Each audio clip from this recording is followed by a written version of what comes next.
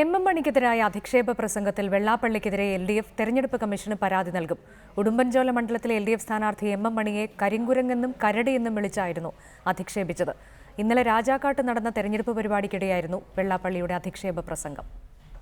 May 1 Rajakkad Shri Mahadevar ക്ഷേത്ര സമുച്ചയ സമർപ്പണത്തോടനുബന്ധിച്ച് സംഘടിപ്പിച്ച പൊതുയോഗത്തിലാണ് Vellappally Natesan M മണിയെ അധിക്ഷേപിച്ചത്. M മണിയെ അടച്ചാക്ഷേപിച്ചും കറുത്ത നിറത്തെ അവഹേളിച്ചുമായിരുന്നു വെള്ളാപ്പള്ളിയുടെ പ്രസംഗം. എം മണിയെ കരിങ്കുരങ്ങെന്നും കരിമ്പൂതമെന്നും കരടിയെന്നും വിളിച്ച് വെള്ളാപ്പള്ളി അധിക്ഷേപിച്ചിരുന്നു.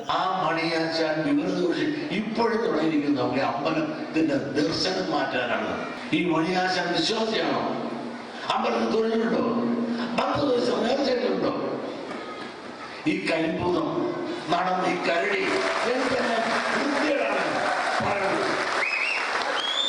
ഈ കരടി ഈയിടെ തന്നെ പറഞ്ഞില്ലേ, ഒരു പോളിടെക്നിക്കില് സ്ത്രീയെ പൂട്ടിക്കൊണ്ടു, സ്ത്രീകളോട് കാണിച്ച അപമാനം.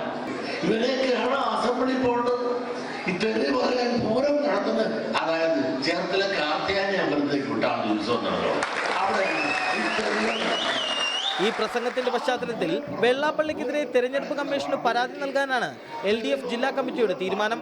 ഉടുമ്പൻചോല മണ്ഡലം LDF കമ്മിറ്റിയാണ് കമ്മീഷന് പരാതി നൽകുക. സ്ഥാനാർത്ഥിയെ വ്യക്തിപരമായി അധിക്ഷേപിച്ചത് ചൂണ്ടിക്കാട്ടിയാകും പരാതിയോടനുബന്ധിച്ച് പ്രസംഗത്തിന്റെ തെളിവുകളും ഹാജരാക്കും. യദു നാരായണൻ, റിപ്പോർട്ടർ, ഇടുക്കി.